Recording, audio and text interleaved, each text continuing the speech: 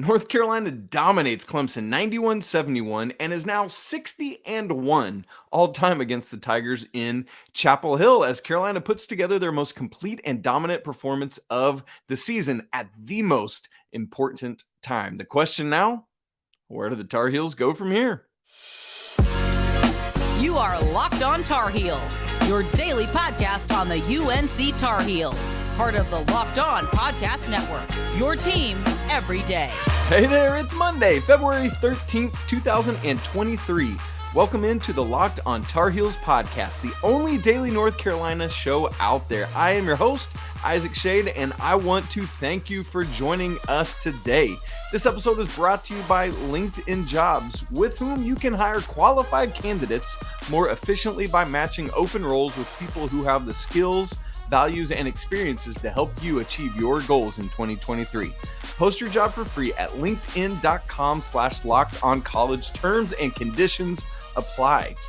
For those of you watching on YouTube, you can already see this. I am rocking today a Chiefs hoodie. I have lived in the great state of Missouri, as the locals say here. I've lived in Missouri now almost 13 years, so I figured, it's probably time for me to get some kind of paraphernalia of the home team. So, was cheering for the Chiefs last night in that crazy game, which they come away with Pat Mahomes on a bum ankle. Anyway, coming up on today's show, we got the Four Corners recap of this game, the Shady stat of the game, the Miami preview, because it's a quick turnaround, plus some other stuff, women's basketball wins, shorthanded, great stuff. But we start with my biggest takeaway from the Clemson game, and that is this. That was North Carolina basketball, unlike anything we've seen in this basketball season. That was quintessentially a North Carolina basketball team, a North Carolina basketball game. This team played a full 40 minutes and gave me what I needed to see. And I'm very happy about it. And I would imagine that you are too. So I just want to spend a little time talking about what I thought it was that Carolina did so well that made this a complete game. Because it's one thing to say, it was a complete game. Well done. And yeah, you could look at the score and just imagine that. But why so? Well, first off, you got to remember the dichotomy that we'd seen recently. The second half of the Duke game, the Tar Heels scored 25 points. You combine that with the first half of the Wake Forest game, 25 points also. So 50 points in those two halves. But then remember what Carolina did in the second half against Wake Forest? 60 points. And you started to think like, there's maybe something there. Carolina comes out in the first half against Clemson and gets 42. So in the second half against Wake, plus the first half against Clemson, you got 102 points as compared to the 50 from the second half of Duke and the first half of Wake. That's very different. So then we look at that post Wake Forest meeting, right? Which is similar to what happened last year when Dewey Ferris had everyone together. Interestingly enough, he had everyone over, it sounds like, on Friday night to his house to kind of hang out and be together. This dude's a linchpin. So did the meeting after the Wake Forest game help? At least for this game, it did, right? We haven't seen enough yet to trust if it will continue to happen. We're waiting on that. But for this game, Carolina was locked in on both sides. We talked about in our preview on Friday how the defense and the offense had to feed each other, and it certainly did in this game. Were there slight lapses here and there? Sure, absolutely. That's going to come and that's going to happen. But for the most part, both sides of the court, this team was locked in together. Another thing that I thought the meeting helped with, and frankly, the backs against the wallness nature helped with too, was the urgency. The urgency was there the entire game. Carolina, you could feel it. They were connected in a way that I haven't often seen. Like, it's like because of the meeting, like there is a connection now. We feel each other, we understand each other, we get what we're trying to do, and it's almost like that breeds some trust. Because another word that I would use in addition to connected was engaged. I thought, like, particularly you look at Caleb Love, and man, he just seemed so locked in. We're going to talk more about that in a little bit, but I thought he was the prime example of that. And I think most importantly, here's words I've used: dominated, complete, connected, urgency, engaged. But you know what the most important word? Fun. It looked like this was a fun basketball game and that they enjoyed it. They enjoyed playing together. And I know that's true when the ball's going in the basket and you're dominating a team, sure. But I think a lot of that came because Carolina was having fun. It's a great game. It's a great sport, and they get to play it. And I know at times, because as hard as you work, it's a job, right? And it doesn't feel like now you're getting paid. And so it's literally a job. But it just looked like they had fun, and I love that. Let me give you 4 examples of part of why I thought this was such a complete game. Very specific, tangible things. Number 1, the bench was a big part of this. For example, 13:05 left in the first half. Clemson is up 12-9. Puff Johnson and DeMarco Dunn are already in, but at that point, Jalen Washington checks in as well. So now you've got those 3 subs with Caleb Love and Leaky Black. Remember, down 3 at that point. That group of 5 played together until 8:49 left on the clock, so just over 4 minutes. At that point, all 3 subs check out, and Carolina is now up 22-17. That's right, a 13-5 run in that stretch. 6 of those 13 points were by the bench. 7 of them came from Caleb from a free throw and 2 threes. You get that, right? You see how important it is for the bench when it's like 60% of the lineup is the bench, not only to hold, but to push, like take a lead and push it out. Wow. That is unbelievable. 25 total points from the bench in this game. That kind of thing needs to happen more consistently. Number 2, it wasn't just the bench. The big 3 were in it. We've often wondered this season, what happens hypothetically in a game this year if Armando's on and Leaky's on and RJ's on, or excuse me, if Armando and Caleb and RJ are on from a scoring standpoint. And boy, were they in this one. The combination of that threesome scored 59 points when they checked out with 4 minutes and 22 seconds left. When they did, Clemson had only scored 57. That's right. When Caleb, RJ, and Armando checked out, it was 59-57, that trio over Clemson. That's what they need to do. Moreover, they were very efficient in scoring those 59 points. I think that's almost more imperative than anything else. Number 3, reason I thought this was a complete and connected game is, remember, I already mentioned that the defense and offense were doing it. The combination of Caleb Love and RJ Davis, 5 offensive fouls drawn against Clemson. 3 from RJ, 2 from Caleb. One of them was a little bit questionable, but you know what? Caleb got whistled for one of the most silly offensive fouls I have ever seen. You know what? It was offensive to me.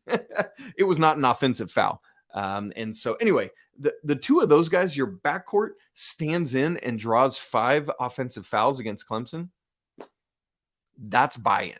And then number 4, why I thought this team was so connected is I talked about that kind of dichotomy of the first half and second half of, earlier from those other games. And so you had the second half of Wake, the first half of this game, where Carolina has scored a combined 102 points. And you think, okay, can it be truly 40 minutes? Or are we just going to get 2 different halves again? Carolina scored 42 points in the first half. They came out in the second half, and from the get-go of that 9-2 run, and it's like, all right, they're going to do it. And they did. They outscored their first half total with 49 points. Keep in mind, the starters leave the game with 4 minutes and 22 seconds left. And so outscored the first half. That's great. It's connected, 40 minutes. But now here's the question going forward. We've not seen the consistency of this yet all year. How do you build on this great performance immediately when Miami comes to town tonight? This cannot be a one-off. We have no reason right now to trust that it won't be. We have no reason to trust that it's like one-off and then right back down. You got to do it again tonight against Miami. And then maybe you start to believe, but you keep taking it one game at a time. Well, we want to get into more of this game. 4 things that I thought were chiefly important. As always, we're going to have the 4 corners recap, and I'll give you my Shady stat of the game. We will do that in just a second. But first, I need to tell you that this episode, I almost said this game, this episode is brought to you by LinkedIn. As a small business owner or hiring manager, you know that success this year all depends on the team members that you surround yourself with. That's why you got to check out LinkedIn Jobs, with which you can hire qualified candidates more efficiently by matching open roles with people who have the skill sets, the values, and experiences that you're looking for. LinkedIn Jobs helps you quickly attract and identify the most qualified candidates to your open jobs with targeting tools, and then connect with them fast and for free. LinkedIn Jobs makes it easy to screen and rate applicants based on your qualifications, all right there on one platform. Reminder, you want to achieve your business goals in 2023, and the right new team member might help you do exactly that. That's why small businesses rate LinkedIn Jobs #1 in delivering quality hires versus the leading competitors. So once again, LinkedIn Jobs helps you find the qualified candidates you want to talk to faster. So post your job for free right now at linkedin.com/lockedoncollege. Again, that's linkedin.com/lockedoncollege to post your job for free. Terms and conditions apply. All right, 4 corners recap for this game. Number 1, Armando Bacot. You well know this. It circulated everywhere. ESPN played it on the broadcast on Saturday. But Armando, that whole quote after the game from Wake Forest, basically like, hey, I'm not quitting. I'm going to be here at practice on Thursday. Hopefully you will be too. But if you're not in with me, get out of here, was basically the message of that. That's obviously not verbatim. When you make comments like that, whether it's anytime a player speaks out, if it's making a guarantee like, hey, we will win this game, or calling out teammates, or calling teammates to a higher standard, whatever it may be, you have to be the one that's the ringleader to go out and back that up, right? It can't just be talk and then you go out and go 0 for 5 from the field with 2 rebounds. No, Armando has to back up that talk with his play. And he did. He absolutely did. 19 points, 11 rebounds. Honestly, I thought he could have had more, just as has been the case at times this season. Carolina forgot about him a little bit at times. And so got to keep getting in there. But here's the thing, though. Did you expect any different from Mondo? This dude always posts. He's always there, whether, gosh, I know there's been a couple games this year where he literally wasn't there because he missed. So by definition, he's always there is not correct. I get that. But you know what I mean? Like, he plays through injuries. He plays through multiple injuries, and he always shows up and does it. So I didn't expect anything different, but still, you have to do it when you speak out, and Armando did. 19 points, 11 rebounds. And also, PJ Hall's the kind of player who's a great basketball player. I really think he's great, like aggressive, tough, and just a really strong college basketball player for Clemson. And he's the type of guy that you could see getting under Mondo's skin just because he's got some of that Tyler Hansbrough-ness to him, if I can put it that way. Hear me not comparing him in any way, but some of those same qualities that made Tyler so good if he's on your team and you hate him if he's not. And so I could see Mondo, who has gotten a couple frustration fouls lately, really getting bothered, but he wasn't. And I thought that was important as well. Number 2 on our 4 corners recap. Oh boy, was this ever a Leaky lockdown type game. Quintessential Leaky lockdown game. Before I even talk about that side of it, Leaky himself had some strong stats in this. Nothing eye-popping crazy, but just good, healthy, stat-stuffing type game. 7 points on 3 of 5 shooting, 1 of 2 from 3. I believe, if I remember correctly, he had 5 of Carolina's first 9, so didn't do too much more after that. But also, scoring-wise, didn't do too much more after that. Did a lot after that in other things. 7 rebounds, 2 assists, 0 turnovers, 1 steal, and 1 block. That 7 rebounds, he's got 36 in his last 4 games combined. That is really, really helpful from Leaky in what he's doing. But the Leaky lockdown of it, this dude's guarding Hunter Tyson. That's his defensive assignment in this game. Hunter comes in averaging 16.1 points per game and 10.8 field goal attempts per game. That's important. You might think, why are you telling me how many times he shoots the ball a game, Isaac? Hang on, I'll get there. Hunter Tyson, all right, 16 points per game. He played 32 minutes in this game and scored 3 points. 13 points below his season average. Now, those 3 points, it was a beautiful. He had a really nice 3-pointer, just got free, wiggled free away from Leaky once. Top of the lane, great. Congrats to you. But here's the thing. It's not just that he only made one basket and only had 3 points. It's that he only attempted 2. Hunter Tyson attempted 2 shots in this game. This dude who averages 16 points a game, who attempts just shy of 11 shots a game, shot twice in 32 minutes. That's the Leaky Black effect. That is a quintessential Leaky lockdown game, and I love it.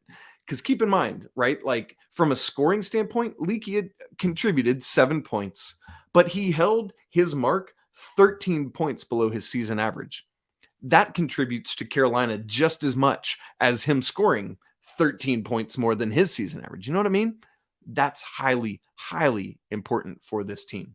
Also, I love at UNC Sports Talk on Twitter, I had mentioned some of this Leaky stats, and he wrote back, quote, "Forgot all about this guy," meaning Hunter Tyson. "I don't even remember his name getting called. It's a shame, too, because I had a ton of Luke Kennard lookalike jokes to make," which that's hilarious, and I love it. But this, to me, speaks so much of the great job that Leaky did on him that he literally erased him from the consciousness of Carolina fans watching this game, because this dude that scores over like 16 points a game had 3 and only took 2 shot attempts. Perhaps the sweetest individual play of Leaky on him was around 7:40 left in the first half. Hunter Tyson gets into the lane, tries a series of pump fakes. Leaky doesn't go for any of it, just walls him off, verticality. And when Hunter Tyson does try and finally get the ball to the rim, Leaky just kind of swats it away, takes it, and starts off in transition. And I thought it was about to be this monster dunk. And oh, what a defense offense thing that would have been. But Leaky got blocked, so we just won't talk about that side of it anymore. But that individual defensive effort, man, Leaky, love it, bring it all the time. Number 3 on our Four Corners recap, Caleb Stinking Love. That's his actual middle name, Stinking, because this dude brought it in this game. I already talked about how connected and engaged I thought he was, but let's unpack it in some more specifics. I mean, the biggest thing that stands out when anyone just checks out the box score, hey, Caleb Love led every score in this game, 23 points on a very efficient 7 of 12 shooting, 6 of 9 from 3, and 3 of 4 from the free throw line. And so that's the thing that stands out. But beyond that, I thought he added so many more things that were really, really healthy and helpful contributions to Carolina's victory. Let me just lay some of them out. The 5 assists to lead Carolina and just 1 turnover, right? So Caleb clearly not just hunting his own shot, finding teammates. You could see just the eye test. He had his head on a swivel and just 1 turnover to boot. We already talked about his offensive fouls drawn. I thought his one-on-one defense on Clemson offensive players was stronger than I've seen a lot of times this year. Just it was strong and solid, and at times pretty stifling, if we're being honest. Caleb can do that. He had just 1 rebound in this game, but it was a very important rebound. Early in the game, it was within like the first 3 minutes, and PJ Hall basically thought he had a rebound, and Caleb just rips it away from him and starts off in the other direction. And the other thing I would point out about Caleb is I thought he did a really nice job of mixing aggressively getting to the rim and getting good open shots. And so, man, Caleb Love, great job. Number 4 in our Four Corners recap, a healthy Puff Johnson is integral to Carolina being able to continue stepping to higher reaches and higher levels this season. Many are calling for a starting lineup change. It's louder than I've ever heard it this season in terms of Puff starting in place of Pete, which is interesting and ironic because remember, we've talked about quite a bit. If Pete hadn't come to Carolina, Puff probably would have been in that starting 4 position this season. Now, in terms of that switch, we'll talk more about it in the Miami preview here in just a second. For me, here's where I'm at on it. Whether Puff starts or not, starters minutes are in the cards for him, meaning I'm fine with Pete staying in the starting lineup. But as long as Puff is healthy, because that's what we said, a healthy Puff Johnson is integral to Carolina's success.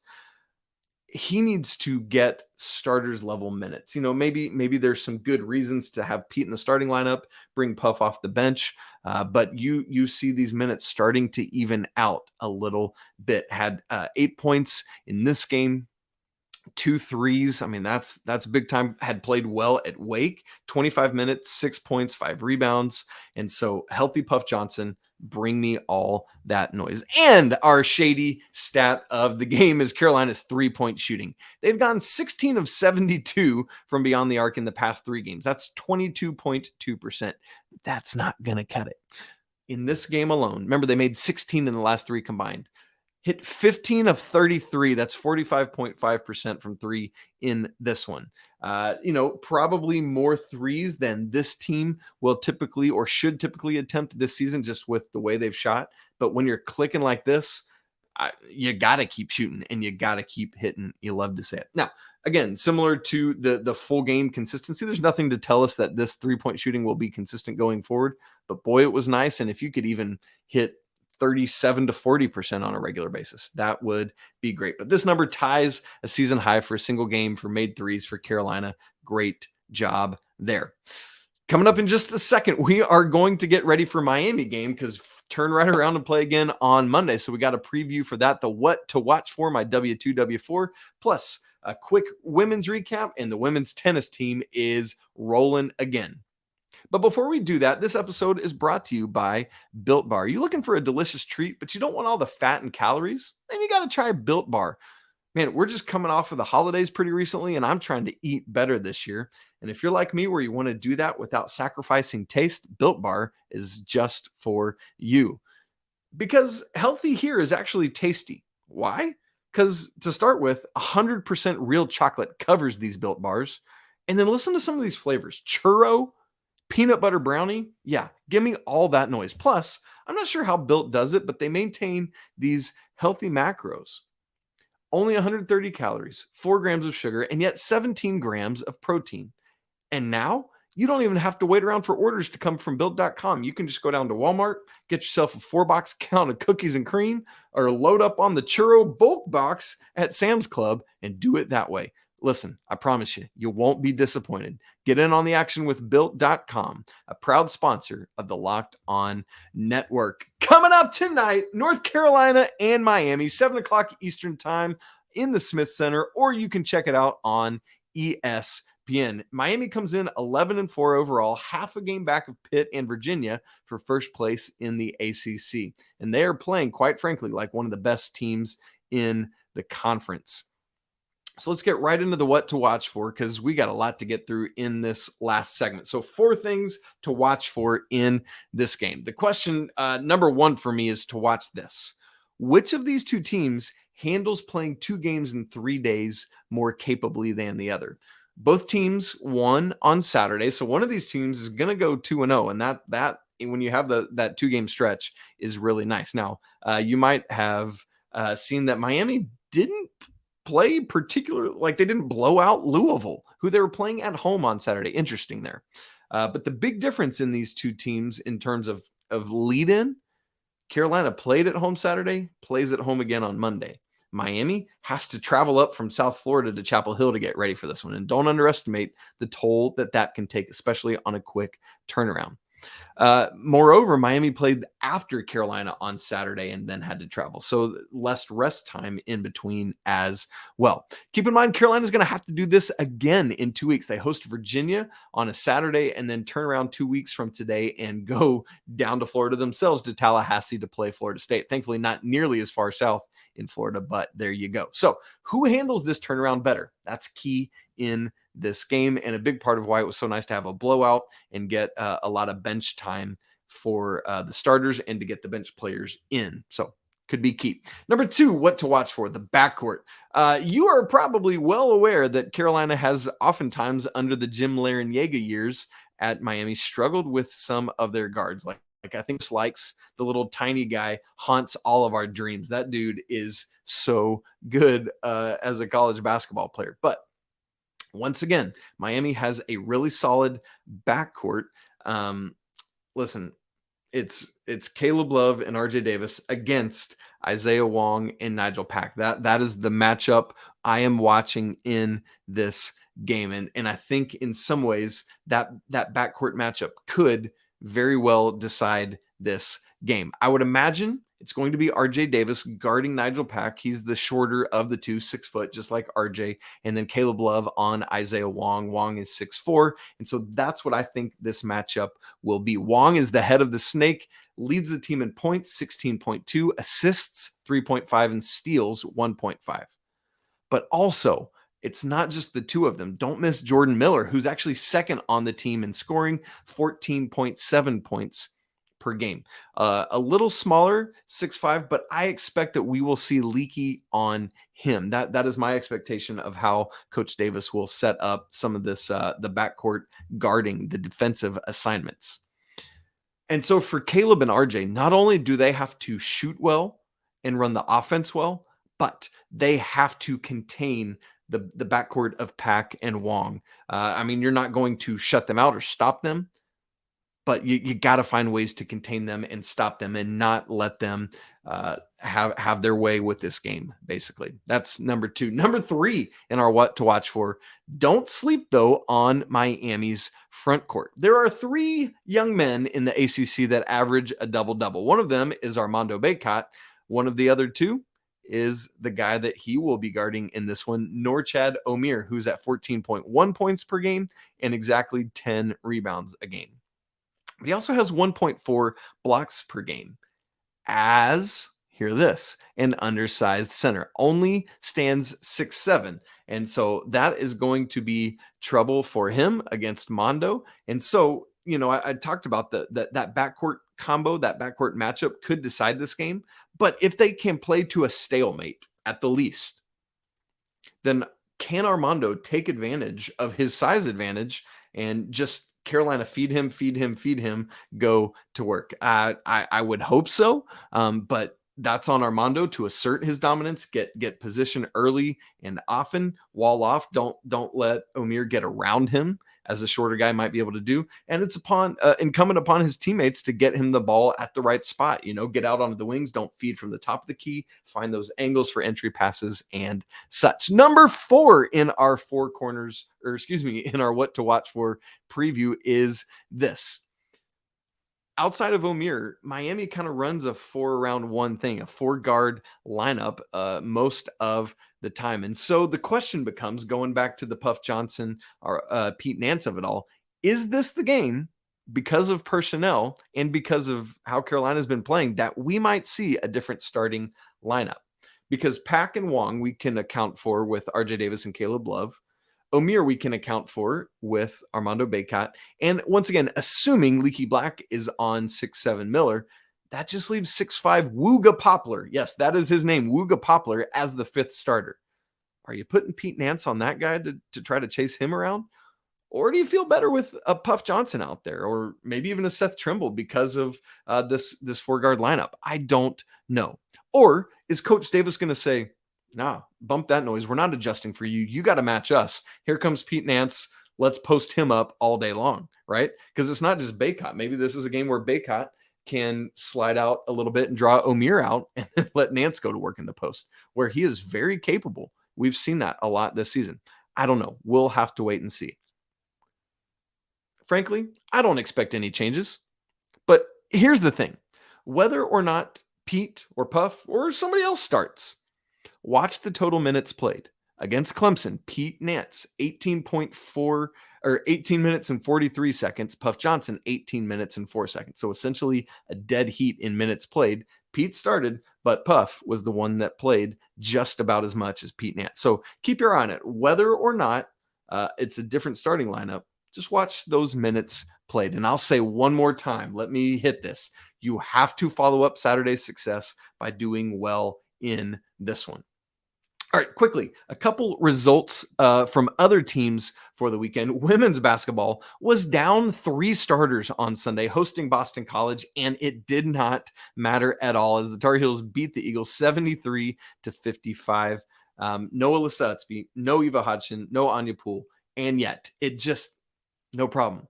In large part because it was Kayla McPherson in her first career start that went off. 22 points on 9 of 17 shooting, 4 of 7 from 3. What a welcome addition she has been in the last couple games. Kennedy Todd Williams was second on the team with 16, and so great performance, steady, even, nice job. The Tar Heels are tied for 5th with Florida State and Miami, and a big time matchup at NC State on Thursday. So make sure you are dialed in and ready for that. And then finally, man, the women's tennis team. There's just so many good teams around Carolina. The women's tennis team is competing right now in the ITA Indoor National Championships up in on University of Washington's campus. You might be aware that they have won the last 3 in a row. They've been into the championship match 8 seasons in a row. Well, over the weekend on Friday, they defeated number 8 in the nation, Pepperdine, in like the round of 16. Then on Saturday, they defeated number 12, Michigan, in the Elite 8, the quarterfinals. And then on Sunday, as the Super Bowl's going on, they defeat Texas A&M, number 3 in the nation, in the semifinals. A great match, came down to 2 final singles matches, and the Tar Heels pulled it out. So what does all that mean? Now, today, Monday, 3 Eastern time, they will compete for a 4th straight national championship in this event.